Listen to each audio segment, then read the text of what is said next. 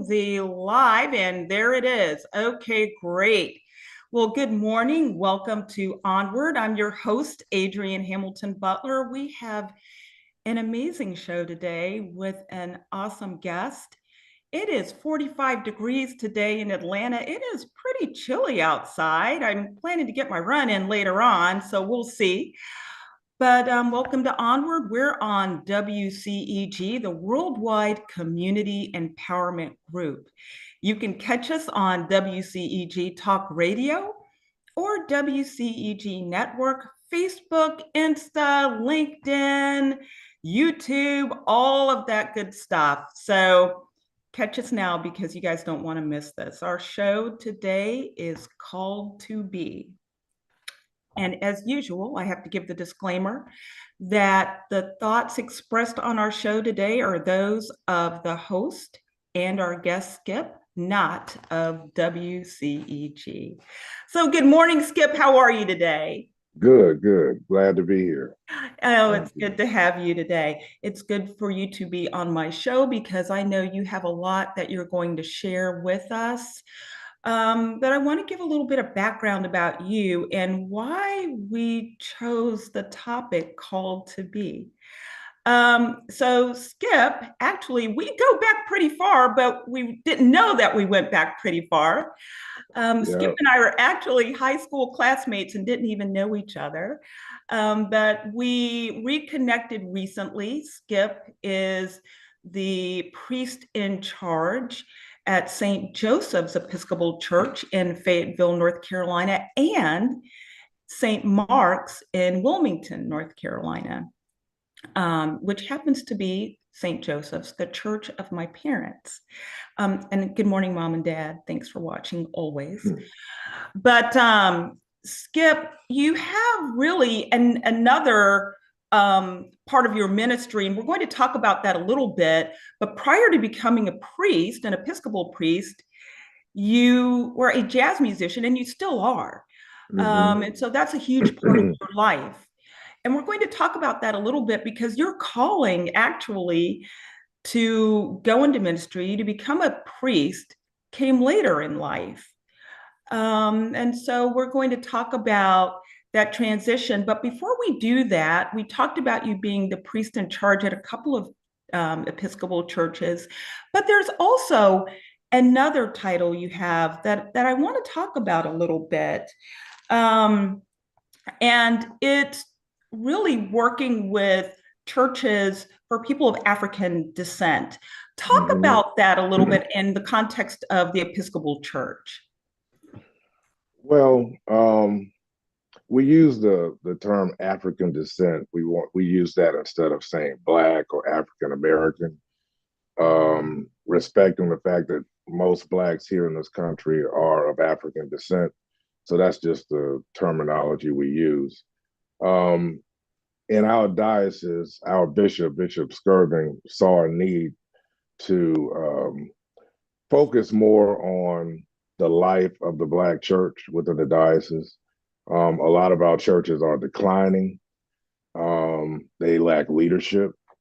And so, I was a priest at St. Paul's Episcopal Church in Greenville, North Carolina, right across the street from East Carolina University. So I got a call from the bishop a couple of years ago, and he asked me if I would consider taking this position. And when I thought about it being a great opportunity for me to give back to the Black community, to the Black church, and help kind of figure out how to reconnect the church with the community, bring some Mm. life back to the church, I jumped at the opportunity. So that's how that all happened. Yeah. And, and so I mentioned earlier that really your first love, your first calling was Mm. actually to music. Yeah. Jazz musician, you Mm. started this early on back in high school. And so one of the things I wanted to do is to go back to the 18-year-old Skip. Wow. And I and to really talk Yeah. about kind of your aspirations, the hopes that you had for yourself back then, what led you to music. Talk a little bit about the environment that shaped you.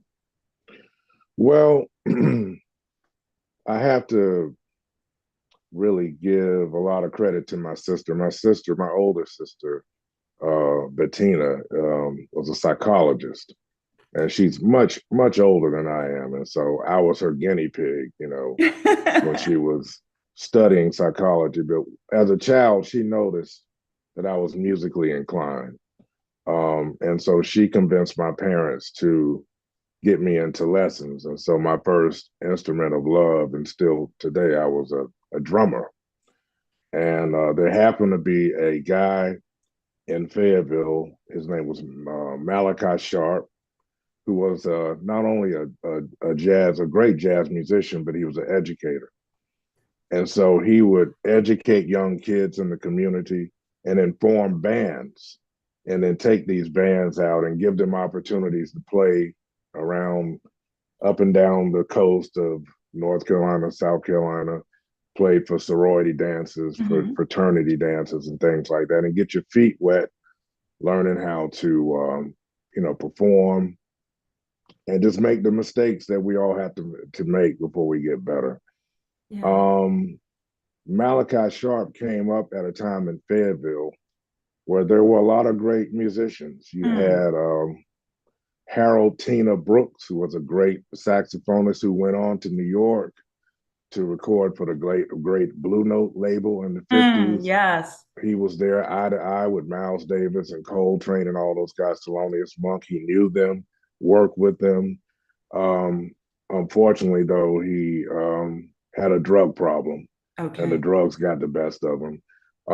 You had his brother, David Bubba Brooks, who went on to play with Sam Cooke and all the great R&B musicians, and was a great jazz blues saxophonist himself, and others. So that was around the late 40s and 50s. This little town produced some great musicians. It's known now for producing J. Cole, Right, exactly. Yeah. right? But long before J. Cole, it produced some great jazz musicians. When Malachi Sharp was one of those, he came in that era. They all went to high school together, but he decided to stay here and take the safe route of being educated in music and teaching locally. And so I just, from my sister, I was lucky enough to connect with Malachi Sharp, and there got to cultivate my gifts. And when I was 17, another guy that grew up in that same era was Bill Curtis, who was the founder of the Fatback Band. And if you don't know who the Fatback Band is, Yes. Google them. But he was out of New York, and so he came to North Carolina, or where he's from, and saw me playing. And he said, Okay. "Hey, man, when you graduate from high school, come up to New York or give me a call, Right. whatever." I was like, "Yeah, sure, all right, whatever." And I did. After high school, I contacted him, went to New York, went to the big recording studio there, watched them record. And then the next thing I know, out of high school, I'm on tour in Europe with the Fatback Band. That's amazing. Fatback Band produced. There's a lot of guys came through that band. Najee, the great Yeah. saxophonist, came through there. He played with them Yes. for a while. Tom Brown, the Yep. Jamaica funk guy, he played with them for a while. And so I just got to meet all these great musicians. I was totally intimidated, overwhelmed, but I hung in there. And one thing I noticed is that all the guys in the band, most of them anyway, were educated. Right. And even though I'd had a great foundation with Malachi Sharp, because Malachi Sharp was not only there's you can be a great teacher, but he was a great teacher in the jazz tradition. Jazz is a whole other language of music. And but anyway, I got around these great musicians in New York, and I would listen to them talk about music, and I had no idea what they were talking about. So I said, "Man, I got to get educated." So I um, applied to get into the great Berklee College of Music in Hmm. Boston, and ended up getting a scholarship there, and went there, graduated, And when I graduated, I thought I was going to go back to New York and live the life of a musician and ride out into the sunset. But it But I didn't happen that way, did didn't it? happen that way. No, no, no, no. Around my senior year, I started getting these spiritual impulses that I didn't know what to do with, Hmm. and I came back down south to check on my mother because my mother was declining. Also, Okay. she was sickly, and went to happened to go to a Baptist church while I was home and heard a sermon, and the sermon just spoke um, to me and to my life. It was just strange, but I still rejected it to a degree, but it was just kind of hit me. At the same time, when I was home, I picked up a children's Bible that my sister had given me Okay. as a little kid. And I totally paid no attention to it as a Right. little kid, but I picked it up and then I was just drawn to it. I couldn't put it down. So gradually things just started happening, and I had this sense of calling, but I So, didn't. Yeah, go ahead. no, so I want to talk about Right. the music a little bit and Yeah, what that did for you, what that awakened in you, and if you felt that music was your calling I initially. did. And Yeah. and so what aspect of music did you feel called to? Was it the ability to be creative? Was it the performative aspect? What about music called you? All of it. All of it. The creative thing, because I was also into songwriting and producing, not just playing. Right. All of it. It's a spiritual and creative force in and of itself. Right. So That's all right. of it. Yeah, all of it. Loved it. That's all I saw myself doing. And so you were doing this creative piece in your life. Right. You were on tour. You loved being out, meeting people, and the openness, the exploration, the adventure of it. And then you talked about this sermon that you heard Mm-hmm. and how it spoke to you. Skip, what about that sermon resonated with you and began this journey for you of spiritual exploration? I just remember the sermon being about vision, Mm, God's vision for us. Um, and I kind of, those were the early seeds that were planted where I started seeing that maybe my vision and God's vision might be a little different. But that's what hit home to me. and so Yeah. talk about that a little bit because, sometimes when people do get that calling, spiritual calling, you said something about there's kind of this variance that happens, right? Because you see your life going in one direction, Mm-hmm. but when God comes in, it seems like it has to go in another direction. But we know that ultimately that isn't the case. But talk about what you saw as that difference. Was there something that you felt you would have to give up? Oh, yeah. Was there a different way that you thought you would have to behave or show up in the world? All of that. I thought I would have to give up music, right? That was the scariest part to me. Um, because I had this idea of preachers just being these suit wearing guys who, Right. preach sermons on Sunday and, taught Bible study on Wednesdays and went to visit Sister Susie or Brother this one on, and Yeah. I I did not want that for my life. Not after being on tour and being a musician and playing in great venues, and I didn't want to do that. I was like, no way, you know. So, but I had a very kind of a very cartoon like concept of what a preacher is, right? Absolutely. Absolutely. And I think we Yeah, all do. I think we yeah, all do.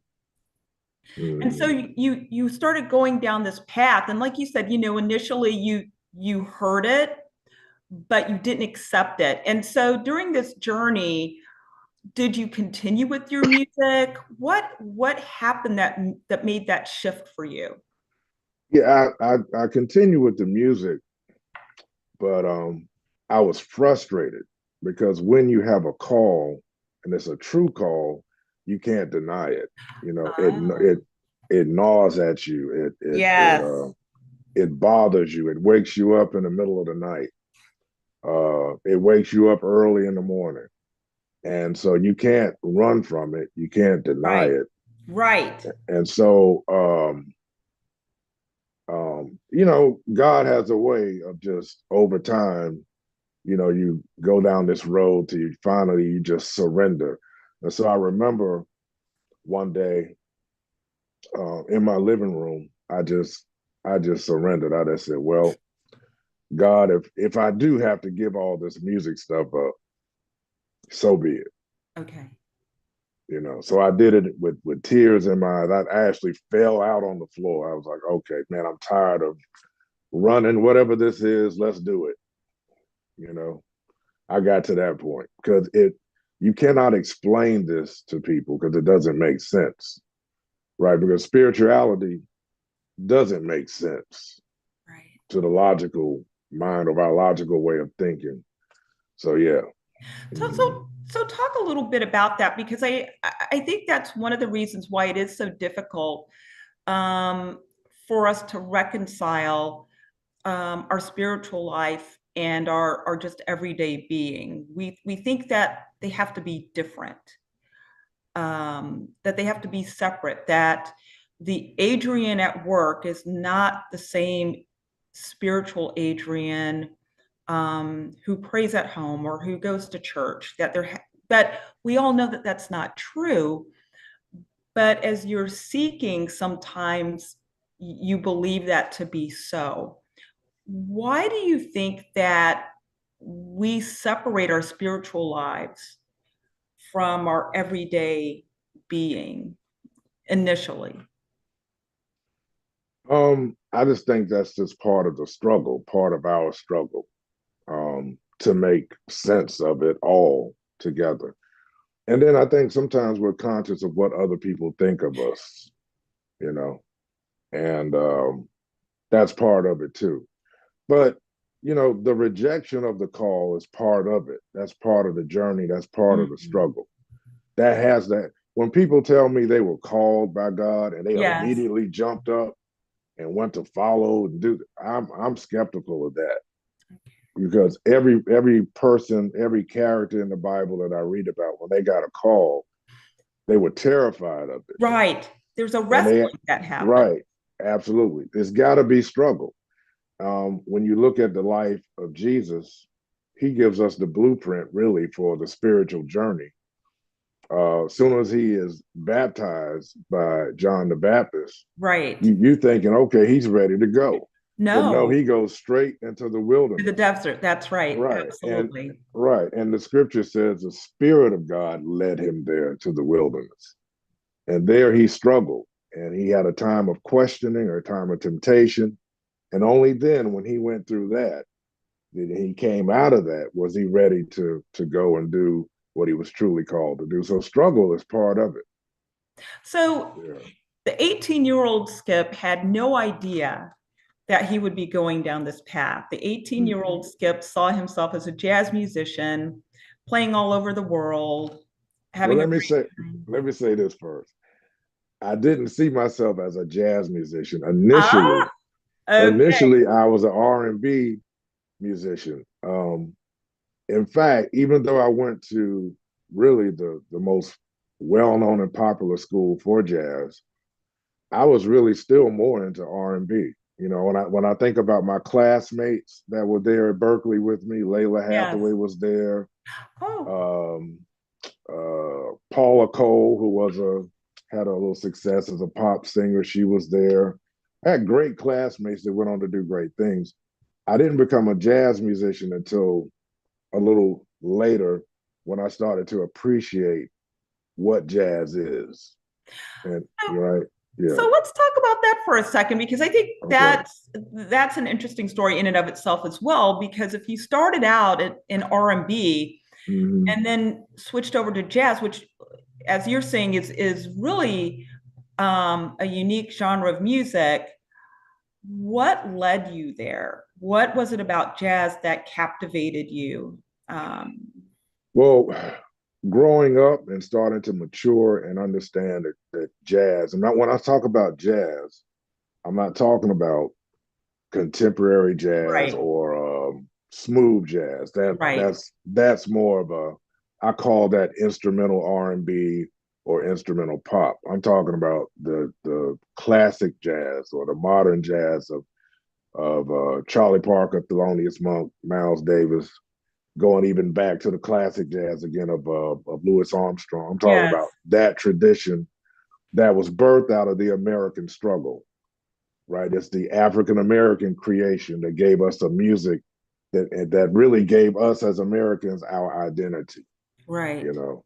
And when I began to understand what jazz is, um, how African Americans created this beautiful art form, Yes. I had no choice. And luckily, at Berkeley, I was taught by some of the greatest jazz musicians, even though I didn't accept it Right at the time. at the Yes. time. I actually went back and apologized to some of my teachers Mm, there. I was like, I said, particularly one of them was a great drummer, John Ramsey. I said, man, I'm sorry, I didn't get it. And he said to me, well, he said, that's okay. He said, eventually you did get it. So, right. That's yeah. right. That's right. And so here we are, and I know we had a conversation about age. So here we are many years later. Uh, No, but here we are years later. yeah. And you're still a musician, but now you're also a priest.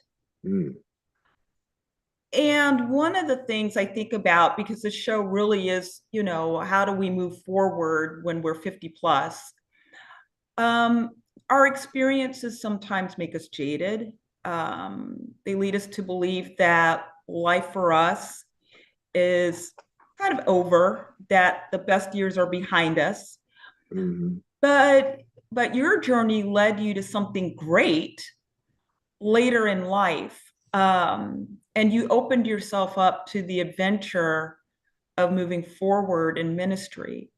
Talk a little bit about how that occurred and how you became open to spiritual growth and development. Wow.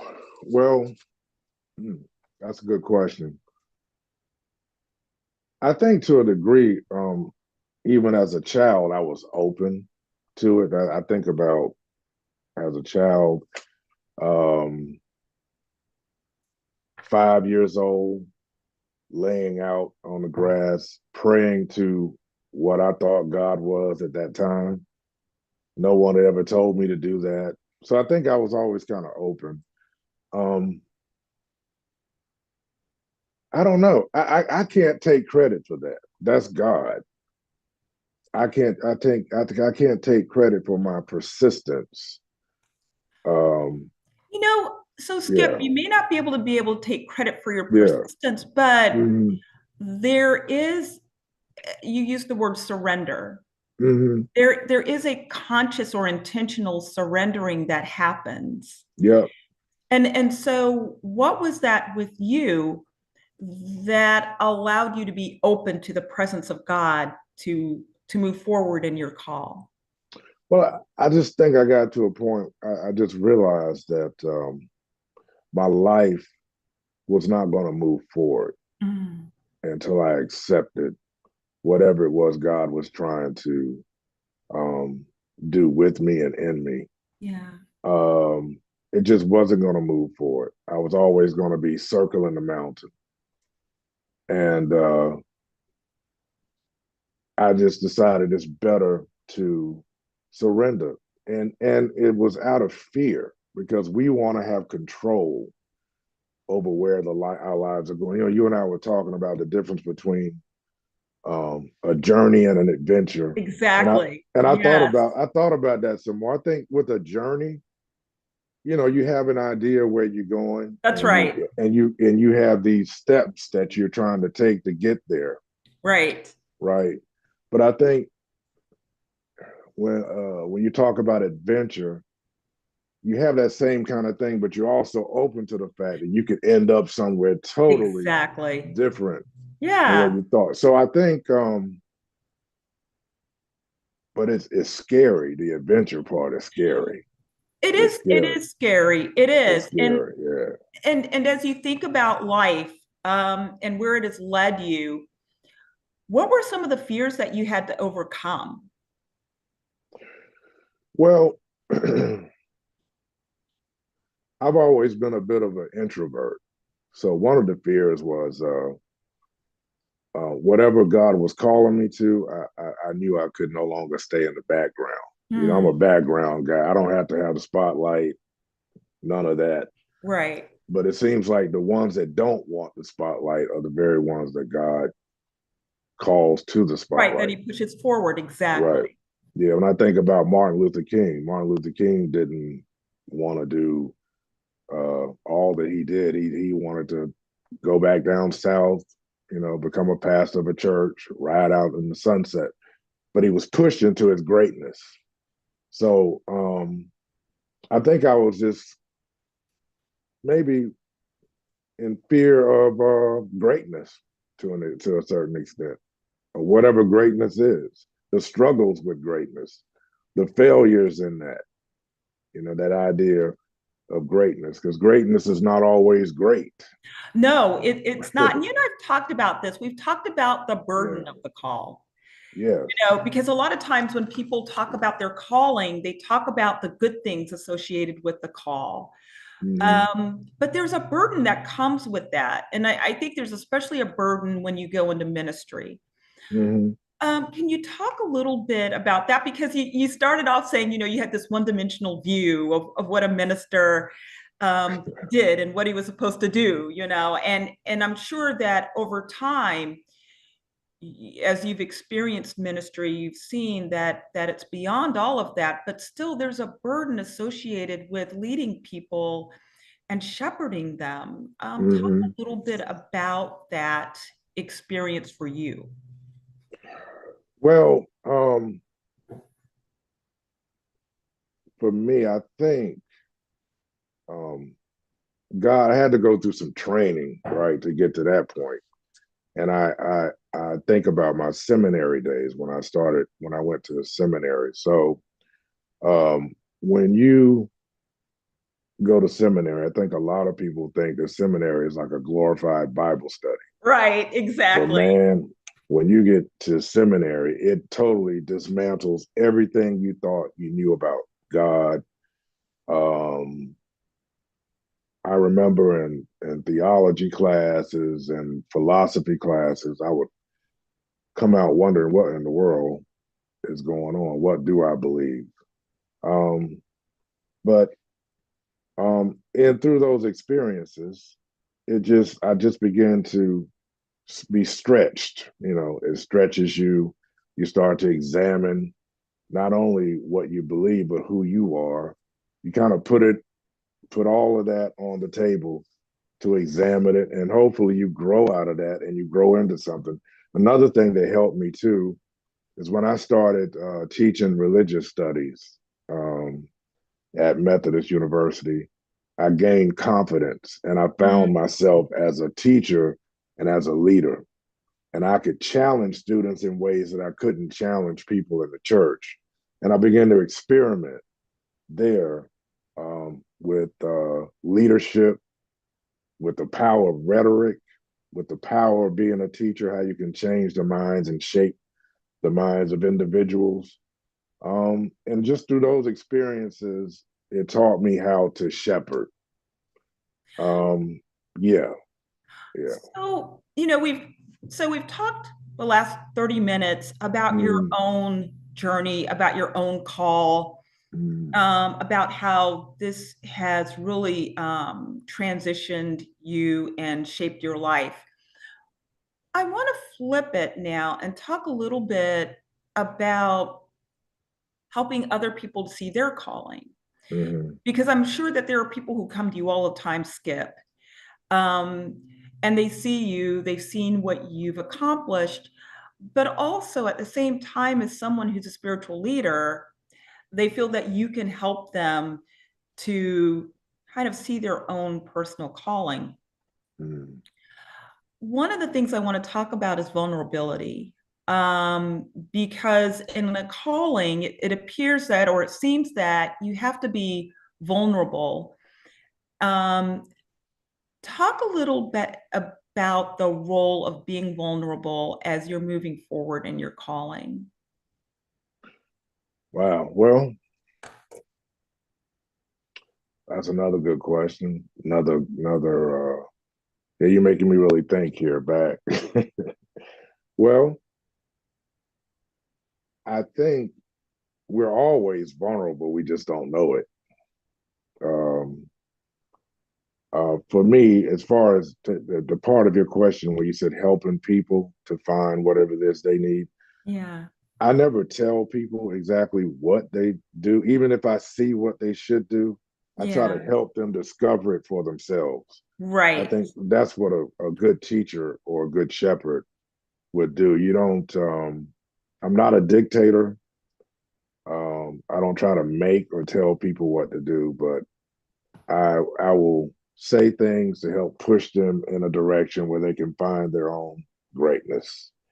Right. Um, but as far as being vulnerable, I still grapple with that, you know, um, because I think we're always vulnerable, whether we want to admit it or not, especially when we deal with God, something greater than ourselves. Um, just for me to say that and acknowledge that I don't have all the answers. Vulnerabilities is something we all just struggle with and grapple with. I So, agree with you on that. mm-hmm, And what's interesting is that God calls you, um, despite who you are and what you've done. mm-hmm, But a lot of times, especially in our culture, we believe that we have to do the right things, be the right person, whatever that looks like. Right. mm-hmm, And so when you're talking to people and they're coming to you with questions about what they're called to do, and wanting to be the perfect person, the right person, how do you guide them? Because I'm sure a lot of people come to you with things that they've done in their past, mm-hmm. things that they struggle with now, and they wonder, why am I being called when I've had this past, when I have this history? Yeah, I struggle with that too. Well, none of us are worthy. That's Mm, number one. None of us are worthy to do this. So if God calls us, um, God has this thing we all know that's called grace, yes.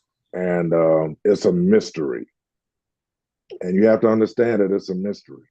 And so the best that we can do as human beings is just repent, try to be the best human beings that we can be, but understand that God does not judge us even like we judge ourselves often. We are harder on ourselves than God could ever be.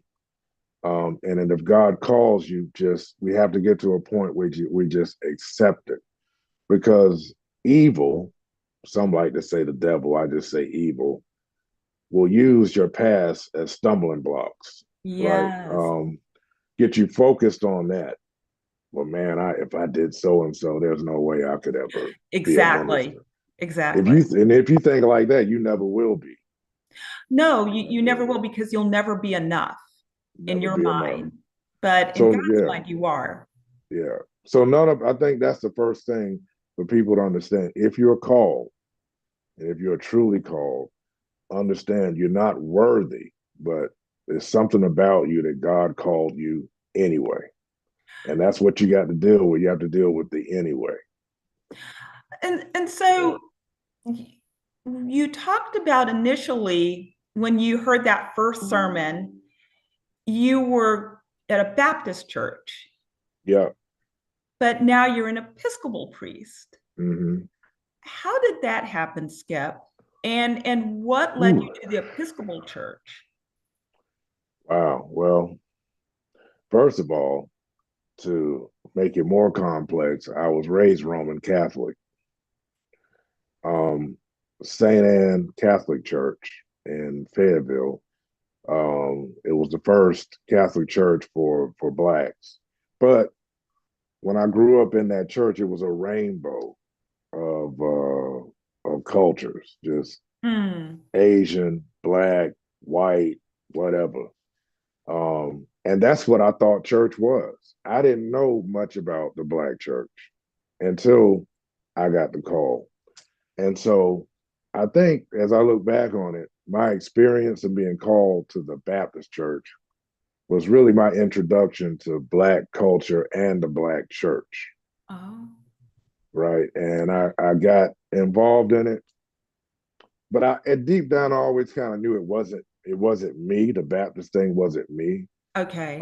I appreciated it. I love the focus on preaching and how preaching is not only a primary focus, but it is a dramatic act, in the Baptist church. Great rhetoricians like Gardner C. Taylor, Martin Luther King. Right. Oh, just so many you could name. And I got to see a lot of those people. Carolyn Knight down in Atlanta, the great preacher, used to teach at Morehouse School of Religion. Got to see her. So when I was a Baptist minister, I got to see a lot of great black preachers that had an impact on the way I preach in the Episcopal Church. Although I'm not that theatrical, but I did learn a lot. I learned the art of rhetoric from listening to a lot of those great preachers. So here you are, an African American priest in the Mm-hmm. Episcopal Church. Um, the Episcopal Church is not, or the Episcopal, the Episcopal Church is not really known for having a lot of African Americans Mm-hmm. as participants, as leaders. Mm-hmm. Um, and I meant the Episcopal denomination. But here you are. What have you seen in terms of leading African Americans, shepherding African Americans in the Episcopal Church? Um, Especially our men, because our men really, African American men, look to church, look to church leadership to really help guide and shape them. But you're in a denomination that really doesn't have a lot of African American leadership. Mm. Yeah, that's true.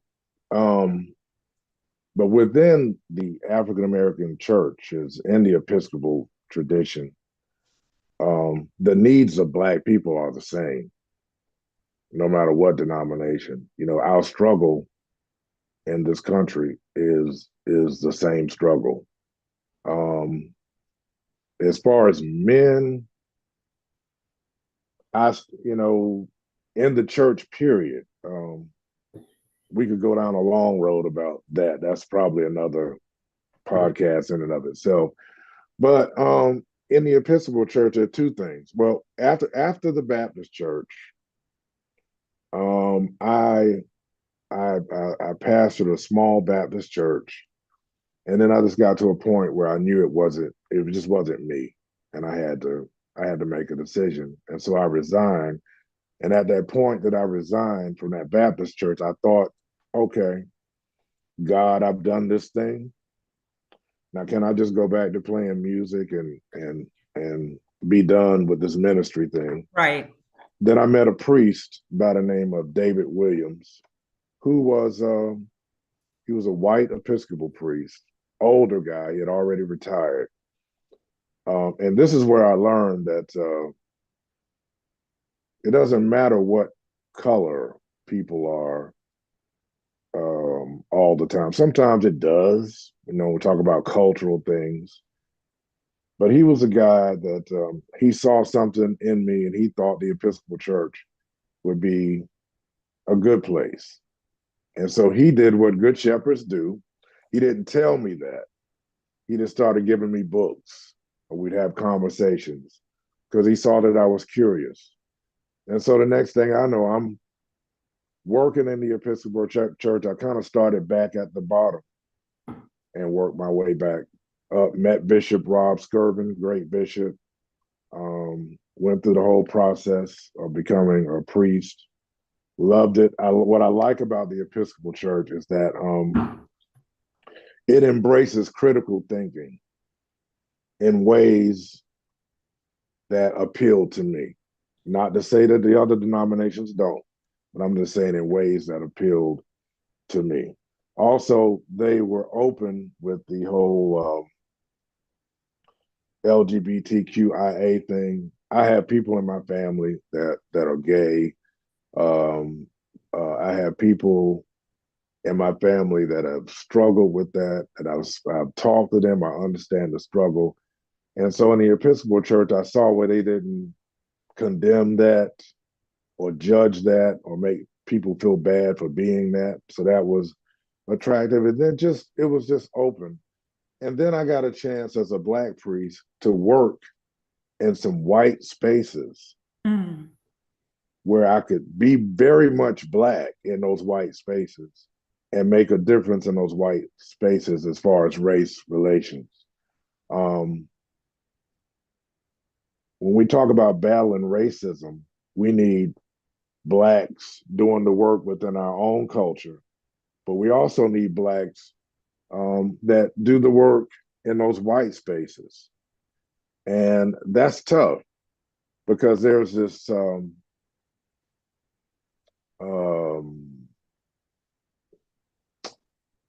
it's kind of attractive just to assimilate into white culture and just absolutely. be okay with it and Right. just get And down not with to it challenge. and Right. not to challenge it. Exactly. Um, so yeah. And so that's what I've been. And then with the Episcopal Church, it's focus on racial healing, Right. doing the work, and understanding that racial reconciliation is probably not realistic, but racial healing is, as Catherine Meeks, my mentor, always says, no, Yes. nobody wants to reconcile with a slave master, Right. but there is a certain thing called racial Healing. healing that's possible, Absolutely. and that's possible. Absolutely. So I saw a lot of areas where I could do the work.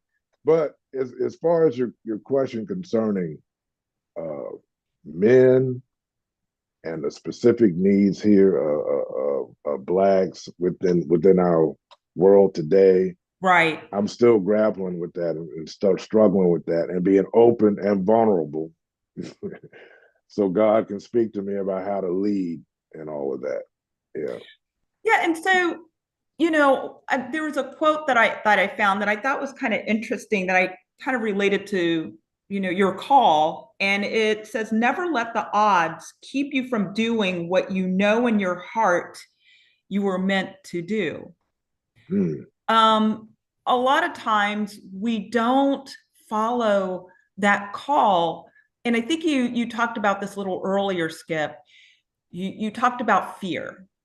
Um, Mm-hmm.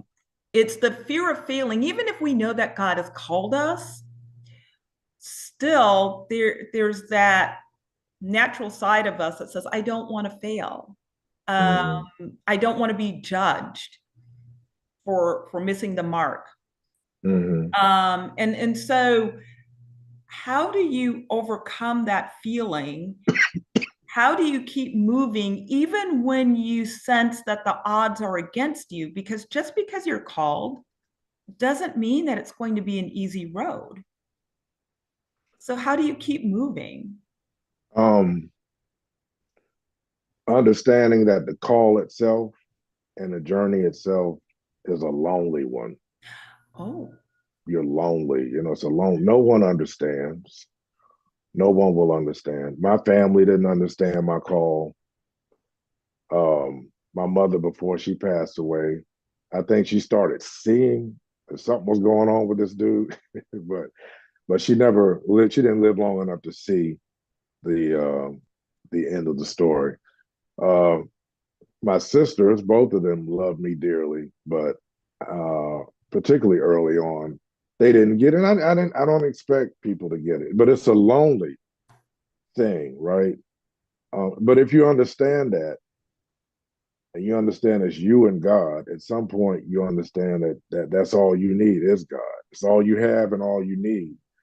And I just got used to the lonely part of it because it's very lonely. And then a old lady said one time when I had this conversation with an older lady years ago, and I told her how intense, how difficult the struggle and the call is, and how I just felt by myself. Mm.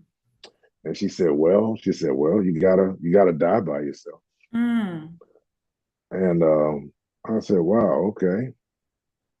So I chewed on that for a while, and I think about her words because the call is always a lonely call. No one ever understands because it doesn't make sense.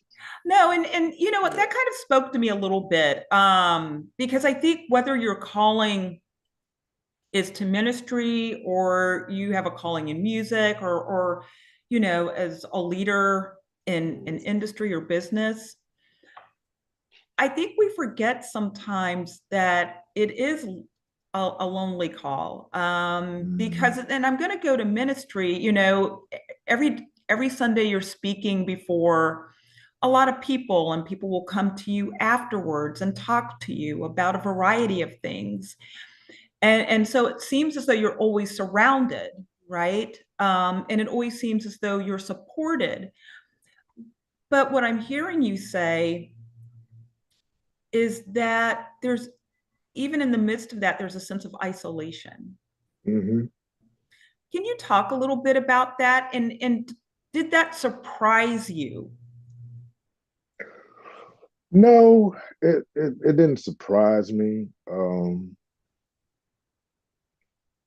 but it's something that it brings me stress every now and then because people have these expectations, and although you're surrounded by people, they have these expectations, they have needs. Um, but the priest or the preacher or the pastor, we have needs too, and we're always giving, giving, giving, giving, and giving. Um, and again, that's the lonely part of it. But we have to find ways of recharging. And for me, and I would say, I would hope that most preachers and most pastors have a good therapist. Mm. Got to have a good therapist. Skip, that would surprise a lot of people. Talk about Mm-hmm. that. Yeah, well, um, this spiritual thing, there's a huge psychological element to it, right? And a priest or a pastor, you need to go talk some things out. You need to talk those things out. And some people will go to another pastor or go to a friend. I just believe that it's better to go to someone who is skilled at helping you sort things out for yourself. You need a good therapist. And sometimes you have to go through about two or three or four or five of them to figure out which one is for you. And I found a good one who's almost like a sage. And most of the time when we go to therapy, we already know what the problems are and what we need to do, but we need to talk it out. And so we can kind of hear ourselves think. So a good therapist is basically just one who you look at and you see a reflection. You just throw your thoughts and your words out, and they give it back to you in ways to help you cope or deal or figure out how to move forward. So for me, every pastor, really, or every person, at some point in your life, you need a good therapist to help you. Not the pastor's great.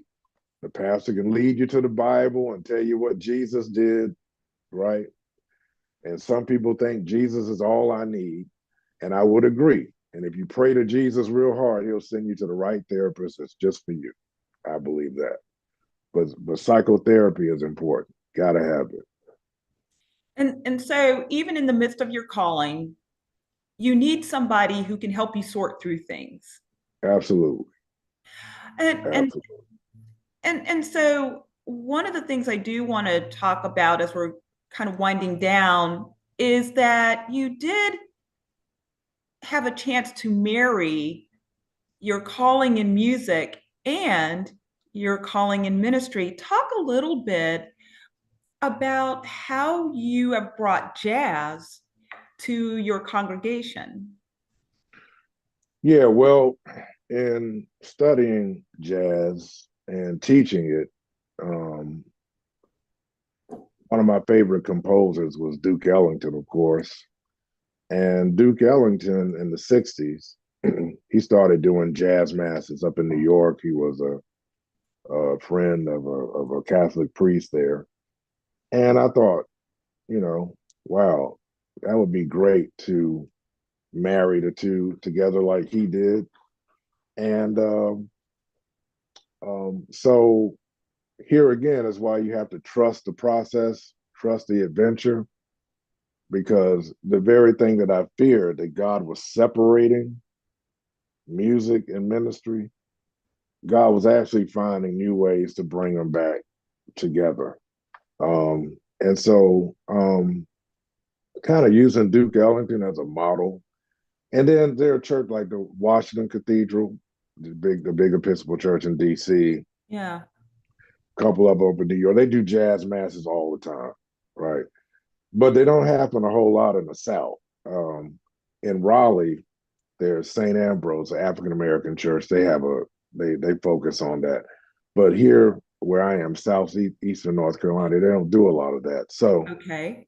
I started experimenting with that. And I did my first jazz mass at St. John's, the big predominantly white Episcopal church in Fayetteville, and brought St. Joseph's over, the predominantly black Fantastic. church, brought them together, and we had a ball. It was great. That's amazing, Skip. And I'm glad you were able to marry the two together. And so as we're winding down and people are listening and thinking about their own calling, Mhm. and even wrestling with what they believe they've been called to do, what suggestions or recommendations would you make to kind of help people through this process, especially those of us who are older, who think, me, a calling right now, been there, done that. Well, one of the things that I learned in seminary, when I was in seminary, most of the older adults that were studying there had been engineers, accountants, had these other careers. Right. So I think the first thing is to realize that whatever you thought you were going to be, that's not all that it is. I love that. I love Right? that. Yeah, it's like one theologian said. He said, if you take your glass and you go to the Atlantic Ocean and you fill up your glass with the Atlantic Ocean, the glass is full, but that's not all of the Atlantic Ocean. Exactly. Yeah. So just be open to that. Your idea of yourself may have nothing to do. It may just be a limited idea, Right. a very limited idea. And then when I started looking at the great composers of the past and the great jazz musicians, they were great, but they also had other interests. God used them in other areas, Right. right? So we're not just one trick ponies, and just be open to that. And then trust in God and being persistent in the call, that struggle and suffering is part of it. That's I part of it. appreciate you saying that because, Yeah. again, a lot of times we think if we're called to something, it's going to be easy, Mm-hmm. and it's not. And even if there's ease getting into it, the road of it can be difficult. And as you said, one of the things that comes up is that feeling of loneliness and the feeling that people don't really understand. Right. And this is about spiritual growth, Yes. right? And nothing grows and stays the same. Nothing grows without struggle. Right. anything that grows is going to struggle and it's going to change. And so that's just part of it. When I think about Jesus in the wilderness, all that time he had in the wilderness, the Bible makes it real romantic, like he's out there with the devil. But that was just a time in his life of questioning and of struggle. And as soon as he comes out of that, yes, you think he's home free. But as soon as he comes out of that, he goes to the synagogue. And when he goes to the synagogue, what interrupts him but the devil through someone interrupting the service, and he has to deal with that person. So even when you go through the wilderness and you go through your struggle and you get focused on whatever your next call is or your call is, there's going to be other many wildernesses throughout the journey. That's just part of it. And I appreciate you sharing that. And I think, just to your point, staying strong, having someone in your life who can really kind of help you to find that strength, help you to see yourself objectively, I think really makes a difference. I want to thank you so much for being on today. It's been great talking to you. Would love to have you come on again to talk, Sure. especially about African American men in the church. I think that's critical. That's a podcast in and of itself. Yes, it is. It is. So, hey, you have Skip Walker Music. Tell us where we can find some of your music. I know you have an album that you released a while ago. How can we find you, Skip? On all of the media outlets, Spotify, iTunes, all of them. Website, skipwalkermusic.com. But if you go to Spotify, iTunes, type in Skip Walker, I'll pop up. Fantastic, fantastic. And also the churches where you preach, their services are online, correct? Yes, although I am revamping the websites for both, but just know that it is St. Joseph's Episcopal Church in Fayetteville, North Carolina, and St. Mark's Episcopal Church in Wilmington. Awesome. Thank you for joining us. Now, before we close, you were sweet enough to do a song for my show. I appreciate you for doing that. And we're going to close out with that song because when I start in January, the new year, that will be the intro and the outro. And so, Skip, if you don't mind, I'm going to close us out with that little song that you created for me. Is that okay? Theme music, yeah. That's right. Yep. So. Yep. So the theme that you created. And before I go, I just want to say, you know what, everybody, have a great rest of the year. Happy Thanksgiving. Merry Christmas. And as always, gotta run. And now the outro. And I'm really thrilled about this. So here we go.